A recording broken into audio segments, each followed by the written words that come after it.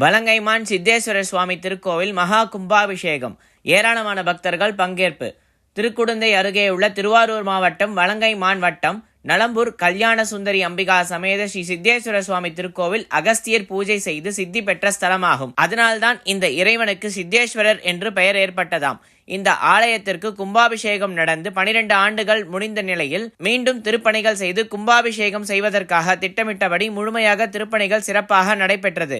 4 கால யாகசாலை பூஜைகளுக்கு பிறகு 7ஆம் தேதி அன்று காலை மகா கும்பாபிஷேகம் நடைபெற்றது. 6ஆம் தேதி மாலை யாகசாலை பூஜையில் திருப்பனந்தாள் காசிமட 22வது பீடாதிபதி காசிவாசி சபாபதி தம்பிரான் சுவாமிகள் முன்னாள் MP அவர்கள் கலந்து கொண்டனர். ஆலங்குடி குருஸ்தலம் அர்ச்சகர் ஜோதி ராமலிங்க சிவாச்சாரியா, திருவாரூர் தொழிலதிபர் மற்றும் பலர் இந்த மகா கும்பாபிஷேக விழாவில் கலந்து கொண்டனர். வலங்கைமான் சுற்றியுள்ள கிராமப்புறத்தை சேர்ந்த பெண்கள் அனைவரும் பாலிகையில் எடுத்து யாகசாலையில் சமர்ப்பித்தனர். 6ஆம் தேதி மாலை காஞ்சி காமகோட்டி பீடம் ஆஸ்தான வித்வான் கலை சுடர்மணி AVS குருமூர்த்தி குழுவினரின் வயலின் இசை நிகழ்ச்சியும் நடைபெற்றது. சிறுமி பாலகாருண்யாவின் பக்தி பாடல் இசை நிகழ்ச்சியும் நடைபெற்றது. 7ஆம் தேதி காலை மகா கும்பாபிஷேகமும் அதனைத் தொடர்ந்து ஸ்ரீ கல்யாண சுந்தரி அம்பிகை சமேத ஸ்ரீ சித்தேஸ்வர சுவாமிக்கு மகா கும்பாபிஷேகமும் காலை 11 மணிக்கு மேல் மகா அபிஷேகமும் நடைபெற்றது. சிவ ஆகம சிரோன்மணி, சிவ ஆகம கலாநிதி, சிவ ஆகம வாச்சஸ்பதி, வேத ஆகம வல்லுநர் டாக்டர் கோ.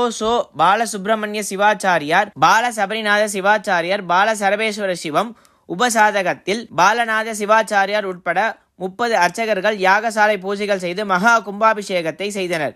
இந்த மகா கும்பாபிஷேகத்தில் சுற்றுவட்டாரத்தில் உள்ள அனைத்து கிராமப்புற மக்களும் பங்கு பெற்றனர்.